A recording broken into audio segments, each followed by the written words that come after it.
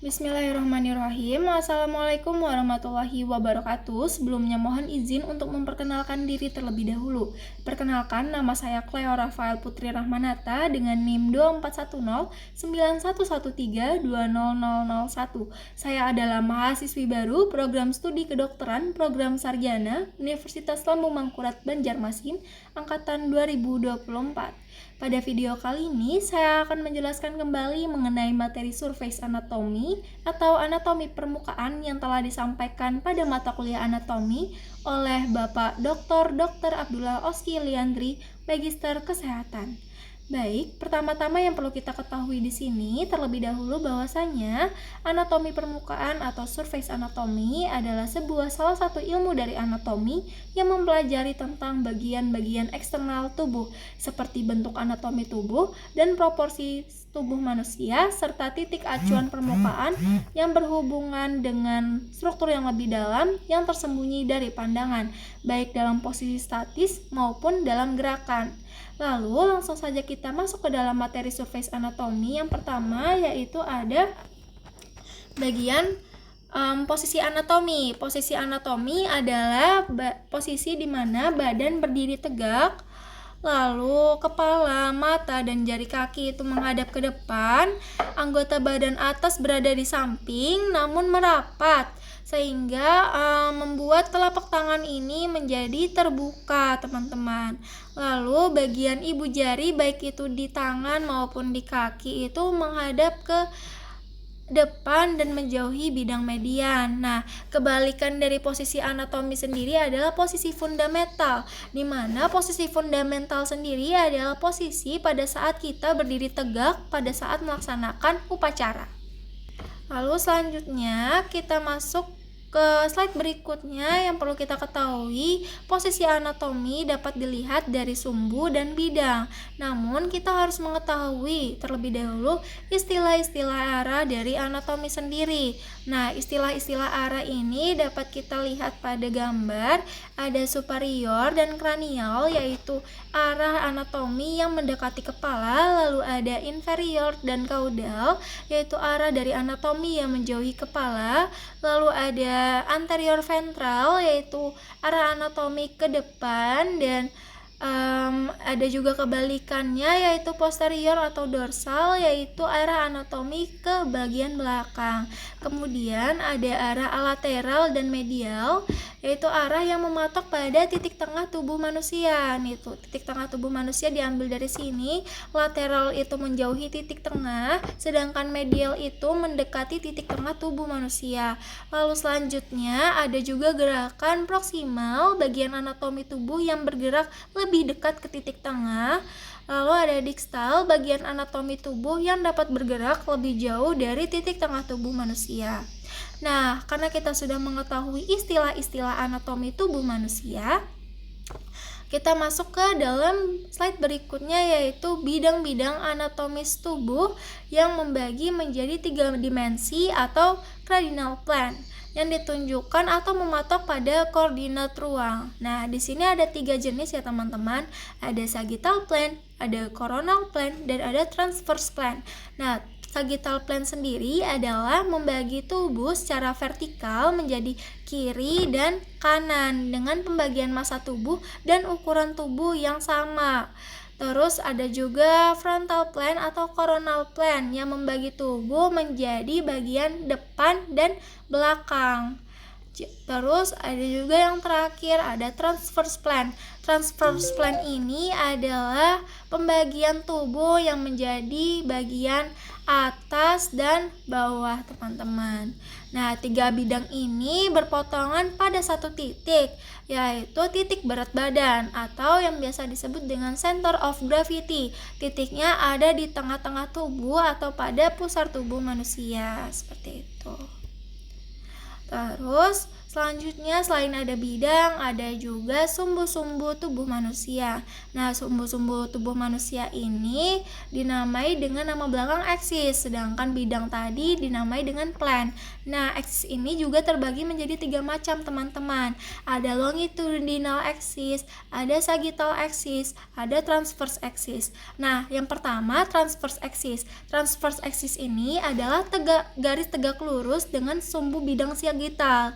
Sedangkan ada juga antero-posterior axis atau sagittal axis, di mana sumbu ini berotasi pada bidang frontal yang terbagi menjadi sumbu sagittal. Terus yang terakhir ada longitudinal axis. Nah, sumbu ini berotasi pada tempat terjadinya bidang transverse axis. Sumbu ini terjadi pada rotasi pada bidang transverse plane. Nah, sumbu dan bidang ini dapat kita ambil contoh pada saat orang berolahraga, Pak. Seperti contohnya pada saat orang berlari. Nah, pada saat orang berlari itu, sumbu rotasi tubuhnya itu berada di bahu dan pinggul. Nah, kita lanjut ke slide berikutnya, yaitu kerangka tulang manusia. Nah, kerangka tulang manusia ini terdiri atas 206 tulang individu dan saling terhubung satu sama lain melalui artikulasi, ligamen, dan tendon. Fakta yang harus kita ketahui juga bahwasanya tulang terbagi lagi menjadi 2 bagian, yaitu axial skeleton, yaitu bagian inti tubuh kita, dan appendicular skeleton, yaitu adalah tulang-tulang kerangka tambahan bagi tubuh kita. Appendicular sendiri itu terdiri atas bagian bahu, lengan, kaki, dan pinggul. Nah, kerangka apendikular ini melekat pada aksial tubuh. Jadi fungsinya itu untuk memberi pelengkap pada tubuh kita. Lanjut ke slide berikutnya. Ada bagian-bagian anatomi tubuh. Nah, bagian-bagian anatomi tubuh sendiri itu terdiri atas kaput, kepala, kolum, leher, dan di sini ada trunkus, yaitu bagian batang tubuh yang terdiri atas ketiga bagian, yaitu ada toraks, rongga dada, abdomen, perut, pelvis, pinggul. Lalu ada membrum superius, yaitu ekstremitas atas yang terdiri atas brachium, lengan atas, antebrachium, lengan bawah, dan manus tangan. Lalu ada membrum inferius, yaitu femur. Femur adalah tungkai atas, crus atau crus tungkai bawah, dan pes adalah kaki. Selanjutnya dari bagian belakang sama juga seperti bagian depan tubuh tadi, ada kaput, kepala, kolum, leher, trunkus dorsum. Trunkus dorsum ini adalah bagian belakang yang biasa kita kenal dengan sebutan punggung. Lalu sama juga di bagian ekstremitas atas ada brachium, lengan atas, antebrachium, lengan bawah, dan manus tangan. Lalu di membrum inferius ada femur, tungkai atas, crus atau crus, tungkai bawah, pes, kaki. Nah, lanjut ke slide berikutnya, ada ekstremitas atas dan ekstremitas bawah. Ekstremitas atas memiliki fungsi untuk membantu pergerakan pada organ tubuh manusia, sedangkan ekstremitas bawah membantu manusia untuk berdiri dalam waktu yang cukup lama tanpa usaha yang besar dan menopang bobot tubuh bagian atas manusia. Nah, pada ekstremitas bawah dan atas sendiri banyak memiliki perbedaan, namun perbedaan yang menonjol di sini ada di penamaan ibu jari dan penamaan telapak tangan. Nah, telapak tangan di ekstremitas bawah itu namanya palma dan ibu jari di ekstremitas atas itu namanya pollex. Sedangkan di ekstremitas bawah itu ibu jari bernama hallux dan telapak kaki bernama planta. Selanjutnya di slide berikutnya di sini ada gambar lengan. Nah, di bagian lengan itu lengan kita itu dapat bergerak karena adanya sendi-sendi di dalamnya, teman-teman. Nah, sendi-sendi di dalam tulang-tulang ini menghubungkan tulang-tulang lengan dan memungkinkan rotasi serta fleksibilitas pada lengan kita. Adapun sendi-sendi yang dapat kita lihat pada gambar yaitu ada sendi glenohumeralia. Glenohumeralia itu terletak antara tulang humerus dan tulang scapula. Fungsinya ini untuk memungkinkan lengan bergerak dalam berbagai arah seperti memutar, mengangkat, dan bergerak melingkar yang memberikan fleksibilitas tinggi. Lalu ada sendi kubiti. Sendi kubiti ini adalah sendi yang terletak di antara tulang humerus dan tulang radius serta tulang ulna. Nah, fungsinya ini untuk memungkinkan gerakan seperti membengkokkan tangan dan meluruskan lengan gitu. Terus yang terakhir ada sendi radiokarpea. Sendi radiokarpea ini letaknya ada di pergelangan tangan. Fungsinya untuk memberikan pergerakan pada saat manusia beraktivitas, seperti pada saat makan, memberikan gerakan pada mengangkat sendok atau membengkokkan tangan dan lain sebagainya. Lalu di sini saya juga akan membahas tungkai bawah atau kaki bagian bawah yang terdiri atas dua tulang utama, yaitu tibia, tulang kering, dan fibula, tulang betis. Nah, bentuk tungkai bawah sendiri itu melengkung teman-teman, seperti ini. Nah, khususnya pada bagian fibula, fungsinya untuk memberikan kestabilan dan kekuatan pada kaki, serta mendistribusikan beban tubuh saat berdiri dan bergerak. Nah, kalian kadang-kadang bingung gak sih kenapa kaki itu bentuknya melengkung, kenapa nggak lurus, dan kenapa nggak bengkok aja sekalian gitu kan. Jadi alasannya kenapa kaki itu bentuknya melengkung karena fungsinya untuk membantu menyerap tekanan yang terjadi pada saat kita berjalan, berlari, atau melompat, sekaligus mendukung keseimbangan tubuh kita. Selain itu, gerakan-gerakan yang dihasilkan kaki juga dibantu oleh dua otot, yaitu fibularis longus dan fibularis brevis yang memiliki fungsi yang sama, yaitu untuk eversion, memutar kaki keluar, dan plantar flexion, menekuk kaki ke bawah, yang berguna untuk menjaga kestabilan pergelangan kaki. Selanjutnya masuk ke bagian berikutnya, yaitu bagian anatomi kepala. Nah, di bagian anatomi kepala sendiri ada beberapa bagian lagi yang akan kita pelajari, seperti frontal region. Frontal region adalah bagian yang merujuk pada area dahi yang terletak di bagian atas alis dan di bagian bawah rambut. Lalu ada orbital region yang merujuk pada area mata, lalu ada nasal region yang merujuk pada hidung, dan ada mental region. Mental region ini merujuk pada area dagu, dan ada oral region yang merujuk pada mulut, dan yang terakhir ada auricular region yang merujuk pada area luar telinga.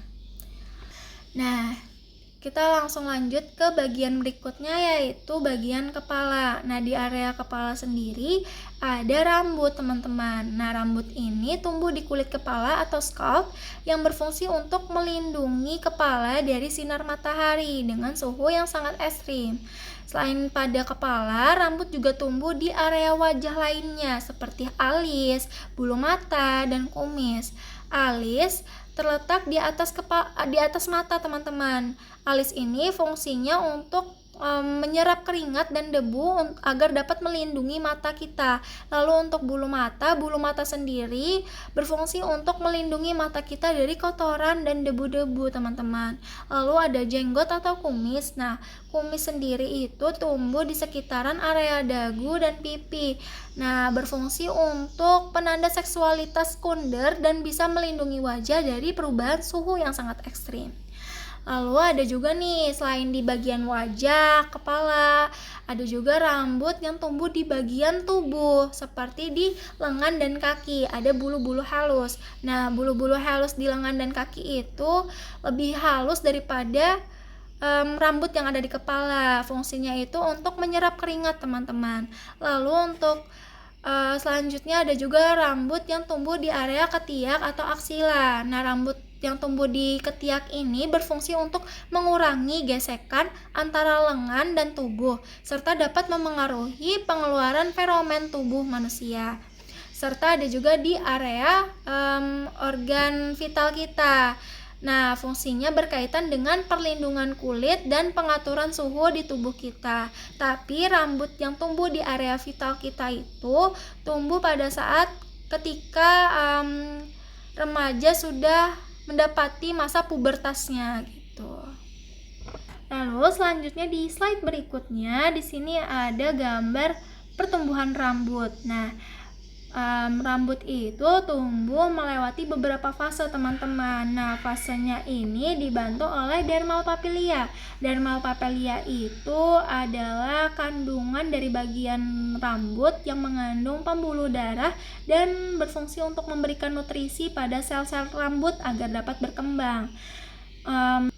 Untuk dapat tumbuh dan berkembang, rambut dapat melalui pori-pori dan epidermis tubuh.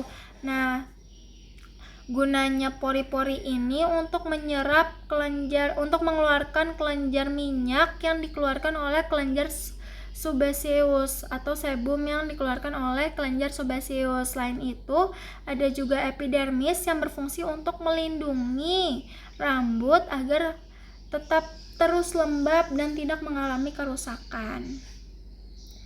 Selanjutnya ada bagian mata, teman-teman. Nah, di bagian mata terdiri dari beberapa bagian penting dan salah satunya adalah bulu mata. Seperti yang aku sebutkan tadi, fungsinya untuk menjaga mata agar terhindar dari debu. Nah, selain itu ada juga nih bagian yang menarik di sini. Ada kanaliculi lacrimalis, di mana kanaliculi lacrimalis ini berfungsi untuk mengeluarkan kotoran-kotoran yang ada di dalam area mata kita. Jadi bisa jadi kanaliculi lacrimalis ini sangat berhubungan erat dengan kotoran mata karena fungsinya ini untuk membersihkan area-area mata kita agar tidak ada kotoran yang ada di dalamnya. Lalu selanjutnya ada dagu. Dagu di sini adalah bagian anatomi tubuh yang terletak di bawah bibir. Jadi fungsinya untuk mengekspresikan wajah, mendukung otot-otot yang terlibat dalam berbicara, mengunyah, dan menelan, serta membantu menjaga keseimbangan wajah dan rahang. Meskipun tidak berfungsi secara langsung dalam pengunyahan, posisi dan bentuk dagu memengaruhi keseimbangan gigi dan fungsi rahang. Selain itu, dagu juga berperan dalam estetika wajah dan postur tubuh secara keseluruhan. Jadi kalau misalnya dagu kita nggak seimbang, berarti gigi kita juga bergerak nggak seimbang, teman-teman. Terus selanjutnya ada bagian hidung. Memasuki bagian hidung, hidung adalah tempat kita untuk mengambil pernapasan yang terletak di bagian tengah-tengah wajah. Berfungsi untuk menyaring, memanaskan, dan melembabkan udara yang masuk ke tubuh kita, serta berperan dalam penciuman. Hidung biasanya menghadap ke bawah, teman-teman, dan berbentuk segitiga. Alasannya karena faktor evolusi dan anatomi yang memungkinkan aliran udara lebih efisien jika masuk dari bawah, dan selain itu juga agar menghindari benda asing masuk ke dalam saluran pernapasan tubuh kita. Pada bagian luar hidung kita ini terdapat nasal ala atau sayap hidung. Sayap hidung ini membantu membuka dan memperlebar hidung dan memfasilitasi pernafasan. Dan selain itu ada juga lubang hidung. Lubang hidung ini berfungsi untuk saluran utama pernafasan agar udara dapat masuk dan keluar, serta dapat menyaring debu dan partikel asing yang dibantu oleh bulu-bulu halus yang ada di dalam lubang hidung. Di slide selanjutnya ada telinga. Nah, kesamaan telinga dan hidung ini adanya kartilage atau tulang rawan. Di hidung, kartilagenya terletak di sini untuk menjaga kestabilan hidung kita, sedangkan di telinga, kartilagenya terletak di sekitaran sini. Kenapa kartilage terletak di situ? Karena agar dapat memberikan bentuk dan fleksibilitas pada telinga, serta memungkinkan telinga luar mempertahankan bentuknya meskipun terpapar oleh perubahan suhu dan tekanan. Nah, telinga sendiri adalah organ yang berfungsi untuk mendeteksi suara-suara yang kita terima dari luar. Seperti fungsi pentingnya ini ada cupping telinga. Cupping telinga ini adalah bagian bawah telinga luar yang lebih lembut kalau kita pegang. Nah, fungsinya ini untuk mengarahkan suara masuk ke saluran telinga dan membantu mendeteksi sumber suara dari berbagai arah. Nah, kalau cupping telinga kita tidak bekerja dengan baik, maka kita menerima suara itu akan mengalami penurunan 20-30 desibel. Ada juga nih auricula. Auricula ini bagian luar telinga yang lebih besar dan terbuat dari kartilage, teman-teman. Fungsinya ini untuk mengumpulkan suara dari lingkungan sekitar dan mengarahkannya ke telinga dalam. Auricula juga berperan dalam meningkatkan kemampuan pendengaran dan membantu penentuan arah suara. Selanjutnya di slide berikutnya nih ada abdomen atau perut. Di abdomen nih kita langsung ke dalam musculus rectus abdominis. Nah, musculus rectus abdominis ini adalah otot perut yang berfungsi untuk menundukkan tubuh ke depan, menstabilkan tubuh, melindungi area internal, serta meningkatkan tekanan dalam rongga perut. Otot ini juga membantu postur tubuh yang tegak. Nah, di sekitaran abdomen ini teman-teman juga terdapat tulang rawan atau kartilage, namun tidak terlihat. Nah, karena bagian-bagian abdomen ini terdiri atas berbagai macam bagian, maka strukturnya ini dibagi lagi menjadi 4 bagian atau 9 bagian. Nah, di slide selanjutnya sudah aku buat kalau misalnya ada 9 region abdominal area yang dibagi. Jadi di sini ada hipokondria kanan, epigastrik, hipokondria kiri, lumbal kanan, umbilikal, lumbal kiri, ilium kanan, hipogastrum, ilium kiri. Jadi di dalam pembagian ini pun ada organ-organ dalamnya yang dibagi. Nah, seperti di epigastrik sendiri ada aorta, ada ujung pilorik, ada pankreas, dan ada sebagian hati. Lalu di lumbal kiri ada kolon descendant, seperdua bawah ginjal kiri, sebagian yayaneum dan ileum. Lalu di bagian bawah di hipogastrum ada ileum, kandung kemih, dan uterus. Jadi ada organ-organnya juga di pembagian ini. Mau itu separuh ataupun full, yang penting di dalam setiap pembagian regions abdominal area ini ada organ-organ tubuh dalamnya gitu. Nah, lanjut kita ke slide berikutnya, yaitu membahas tentang jantung dan diafragma. Nah, diafragma sendiri teman-teman adalah otot yang berbentuk kubah dan terletak di bawah paru-paru. Nah, fungsinya diafragma ini adalah memisahkan rongga dada, cavum thorax, dari rongga perut dan cavum abdomen. Diafragma berfungsi sebagai otot pernafasan utama yang membantu proses pernapasan dengan cara berkontraksi dan relaksasi. Ketika diafragma berkontraksi, rongga dada biasanya menjadi lebih besar, sehingga memungkinkan udara masuk ke dalam paru-paru. Sebaliknya, ketika diafragma relaksasi, rongga dada akan menyempit dan memaksa udara untuk keluar dari paru-paru. For your information nih, cegukan yang biasanya kita rasakan terjadi karena diafragma mengalami kontraksi yang tiba-tiba dan tidak berkontrol. Kontraksi ini diikuti oleh penutupan cepat oleh pita suara atau glotis yang menyebabkan suara cegukan yang khas. Seperti itu. Jadi cegukan itu karena adanya kondisi diafragma yang tiba-tiba kram, teman-teman. Lalu tadi kita akan membahas jantung. Nah, selain membatasi cavum thorax dan cavum abdomen, diafragma juga membatasi jantung. Jantung itu adalah sebuah organ yang ada di dalam tubuh manusia yang memiliki fungsi untuk memompa darah, teman-teman. Nah, ukuran jantung diibaratkan seperti kepalan tangan kita, kecil aja, dan berbentuk seperti piramida terbalik. Nah, ujungnya piramida ini, seperti ini teman-teman. Ujungnya piramida ini dinamakan apex. Dari jantung sendiri ada di dalam rongga tulang dada atau sternum. FYI lagi, setiap 1 menit jantung memompa darah sebanyak 60-80. Maka kalau kita ambil kesimpulan nih, dalam 1 menit curah jantung dapat menghasilkan 5 liter darah, teman-teman. Terus jantung itu memompa cairan darah. Nah, cairan ini akan terus-menerus dipompa oleh jantung yang siklusnya itu dari jantung ke seluruh tubuh lalu kembali lagi ke jantung. Nah, prosesnya ini bisa kita gambarkan pada gambar yang tertera pada slide. Nah, cara kerja jantung sendiri teman-teman, darah itu dipompa melalui vena cava superior pertama, lalu menuju ke atrium dextra. Setelah sampai ke atrium dextra akan melewati katup trikuspid. Nah, katup trikuspid ini berfungsi untuk menutup jalan darah agar tidak kembali ke atrium dextra.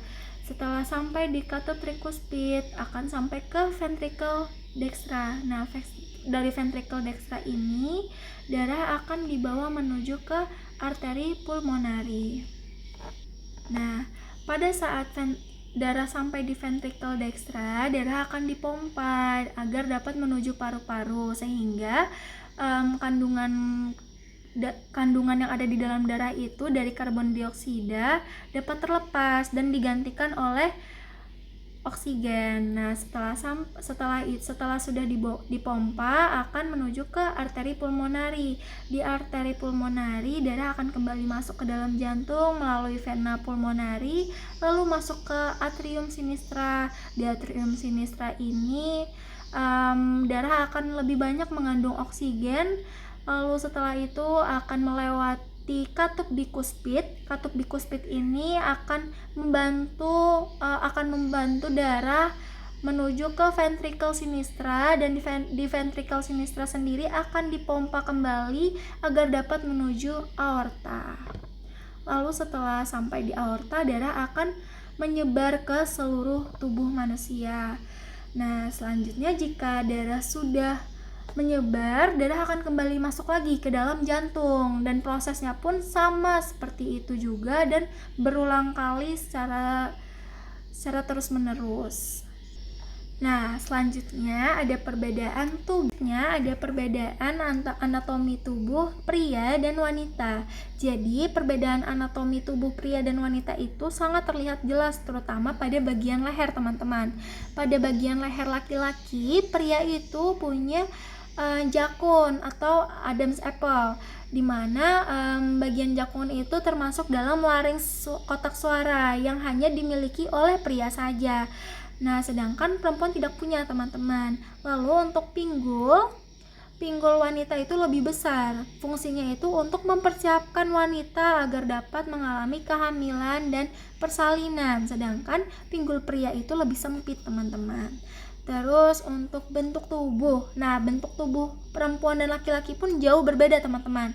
Bentuk tubuh perempuan itu lebih tidak banyak memiliki otot, dan laki-laki itu lebih tegap bentuk tubuhnya dan memiliki otot, teman-teman.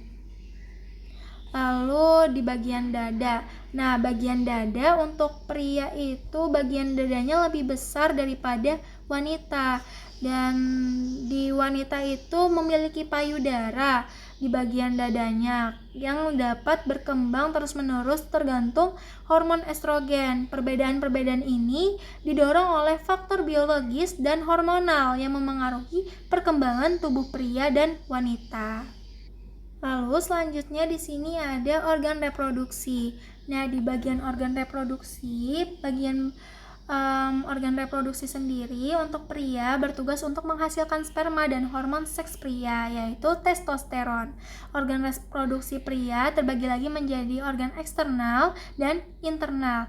Organ eksternal sendiri terdiri atas penis yang berfungsi untuk menyalurkan sperma ke dalam saluran reproduksi wanita. Selanjutnya ada skrotum, yaitu sebuah kantung yang melindungi dan mengatur suhu. Lalu ada testis, yaitu organ yang memproduksi sperma dan hormon testosteron. Lalu ada organ internal lainnya yang termasuk yaitu epididymis, yaitu tempat sperma disimpan dan matang, serta vas deferens, saluran yang membawa sperma menuju uretra untuk ejakulasi.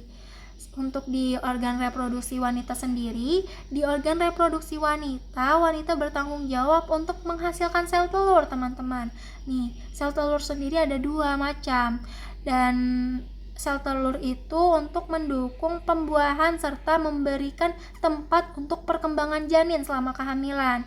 Di organ reproduksi wanita sendiri terbagi menjadi organ eksternal dan internal. Organ eksternal meliputi vulva, lalu ada labia, bibir luar dalam, lalu ada klitoris yang merupakan organ sensitif yang berperan dalam rangsangan seksual.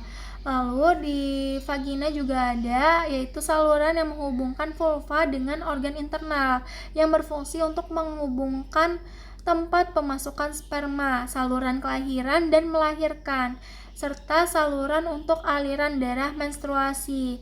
Lalu ada serviks, adalah bagian bawah rahim yang menghubungkan vagina dengan rahim, yang berfungsi mengeluarkan lendir serviks yang membantu sperma dalam perjalanan menuju sel telur.